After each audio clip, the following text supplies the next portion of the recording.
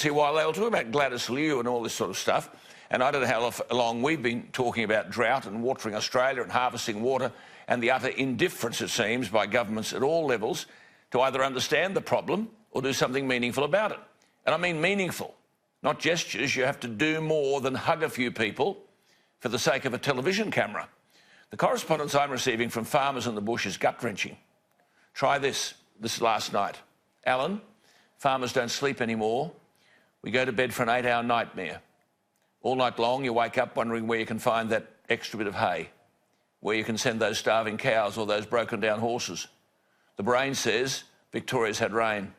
The brain says northwest Queensland's had rain. They've had floods. And then you wake up and you realise you could never afford the cost of transporting your stock to where there is fodder.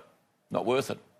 Then you wake up and when you see it's daylight, you have to go and feed starving stock. That's when the real nightmare begins. Another one, this morning. Alan, our political class have simply gone missing in action. If there was a war, we'd call them deserters. They've not only failed to lead us, but they've actually turned their backs on us. We understand that the Prime Minister's an advertising man and not a farmer, but he wanted the job to lead the country, and that's not only for the hot-button issues like abortion and transgender and refugees he likes talking about. It's also for the people who populate the very engine room of the nation, the people who feed us and provide our export dollars. They're broke and they're broken. They're frail and they're frightened. They're being walked to their execution right now, and our government is standing back and doing nothing. She went on, you can only conclude that this must be deliberate.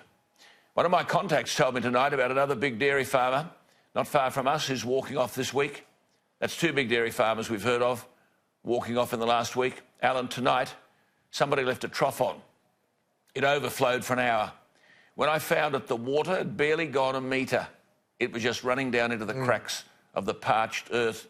And any other time, it would have run 200 metres. I was shocked.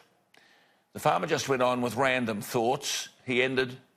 Prime Minister Curtin was a humble train driver, but he cared about his people and he led them through one of the darkest times in our history. Where is the leadership right now? We are desperate.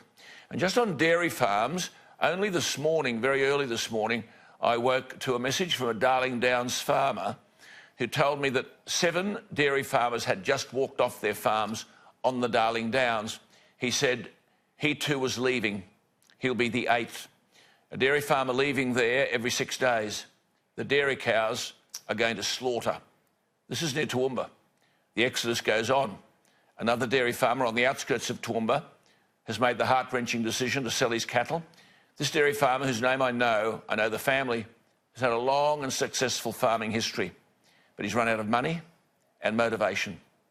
I keep telling Canberra unsuccessfully that rural Australia no longer has any financial strength. But what is worse, their psychological strength is crippled. My dairy farmers tell me their exits is just the beginning of an industry-wide exodus. What's Canberra doing? Nothing. I suppose we'll be importing milk soon. On top of this, you've got places like Walgett in New South Wales. 6,000 residents drinking brown, brackish bore water. Sick people in hospital being provided with bottled water. And listen to this. This is just New South Wales. Dubbo, Narromine, Warren, Cobar, Nyngan, Hillston, Forbes, Parkes, Manila, Cowra, Condobolin, Lake Cargellico, Tamworth, Boggabilla. Just a random selection from New South Wales and places like Stanthorpe in Queensland. They're running out of water. Think of it, no water. Yet since 1990, there's been a 3% increase in large dam storage capacity in Australia, 3%, but a 50% increase in our population.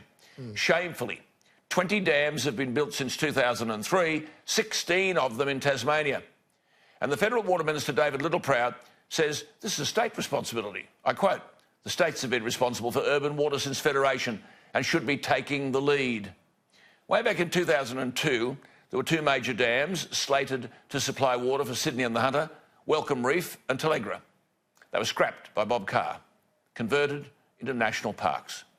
Scott Morrison went up last Friday to the bushfires and almost unbelievably said that climate change had been a factor fueling the recent bushfires. It's not believable, really. Police have confirmed the Stanthorpe fires were started by backpackers accidentally disposing of fire ash. The Mount Tamborine fires are thought to have been deliberately lit, and 2 teenagers have been charged with the lighting of fires at Perigium. And today we learn a 40-year-old man has been charged after allegedly lighting a fire at Nowra on the south coast. Prime Minister, strange proof of global warming, but don't worry.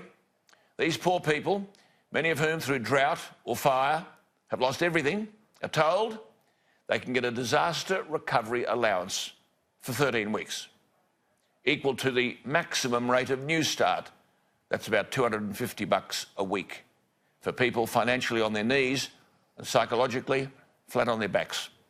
I say again to Mr Morris and Mr Albanese, this is a national disaster. It should be called as such.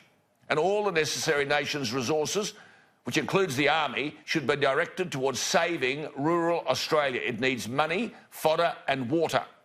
Millions of dollars have been raised in drought relief by good Australians. Thousands of people in the bush haven't seen a cent. There was a spat in question time last week between the invisible National Party leader and alarmingly Deputy Prime Minister McCormack and the Labor member for Hunter, Joel Fitzgibbon. The glorious Hunter Valley, with soil so rich you could eat it, is like a crater of the moon.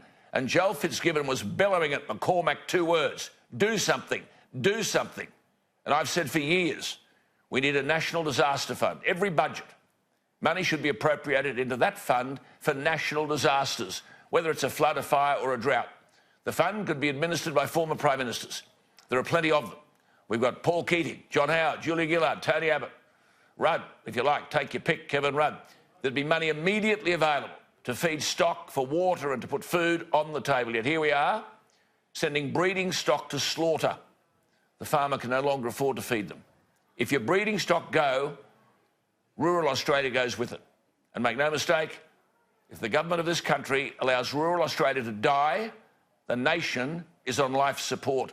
Rural Australia, as I speak, is devastated, traumatised, desperate, disillusioned and disowned, while Canberra fight over whether Gladys Liu should be in the Parliament. The real tragedy, almost greater than that enveloping rural Australia, is that democracy in this country is dying. Government of the people, by the people, for the people, no longer exists.